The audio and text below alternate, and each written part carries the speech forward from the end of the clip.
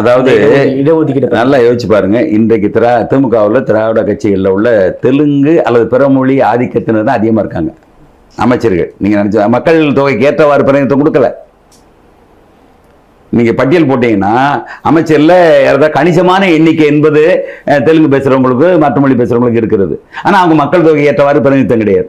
ஆனா இந்த தமிழ் மக்கள், இப்போ வன்னியர்களோ அல்லது தேவேந்திர குல வேளாளர்களோ அல்லது நாடார்களோ அல்லது கோணார்களோ முழுக்க முழுக்க தமிழ் மரபு சார்ந்த மக்கள். ஆனா அவங்களுடைய பிரதிநிதியம் 1-2 கூட இருக்காது. என்ன காரணம்? அப்ப சமூக நீதி பேசக்கூடிய திராவிட திமுக கட்சியில மாவட்ட செயலாளர்களே கண்ணு கட்டி தூரம் பார்க்க முடியாது. ஒன்று இருந்தால் அத்தி புத்த மாதிரி ஆச்சரியமா இருக்கும். இதுதான் அவர்கள் பொறுப்பு கொடுக்கின்ற விதம், அமைச்சர் பதவி கொடுக்கின்ற விதம். யோசிச்சு பாருங்க. அப்ப இங்க என்ன சமூக நீதி இருக்கிறது? அப்ப அவர்களும் அது போல இருந்தால் இதை சுட்டி காட்டி சரி செய்யணும். ஆனா இங்க நடக்கல. அதனாலதான் ஒரு நம்பிக்கையோட எடப்பாடி அவர்கள் வந்தால் இதெல்லாம் இந்த குறைகள்லாம் கண்டு என்ன செய்யணும், களைவதற்கான முயற்சியை செய்யணும்னு நம்ம நம்புறோம். ஏன்னா இது எல்லாத்தையும் என்ன செய்யறது, இவங்க எப்படி இருக்காங்கிறத காட்டி தான் நம்ம அவங்கள்ட்ட பேசுறோம். அப்ப அவங்க இந்த குறையை சரி செய்யணும்னு தானே செய்யணும்.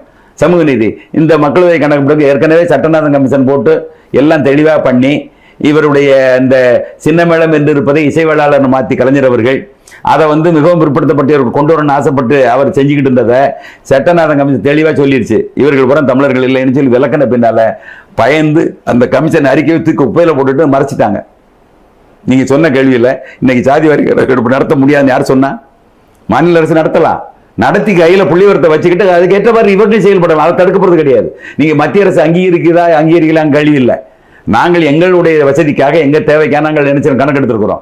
புள்ளிவரம் எங்களுக்கு இருக்கிறது. இதை வச்சு நாம தமிழ் மக்களுக்கு, தமிழ்நாட்டு மக்களுக்கு என்ன செய்ய போறோம், நாங்க திட்டங்களை நிறைவேற்ற போறோம்னு சொல்ல வேண்டியதானே? அதையும் உங்களால செய்ய முடியல. இதை தானே டாக்டர் ராமதாஸ் அவர்களும் கேட்கிறாரு.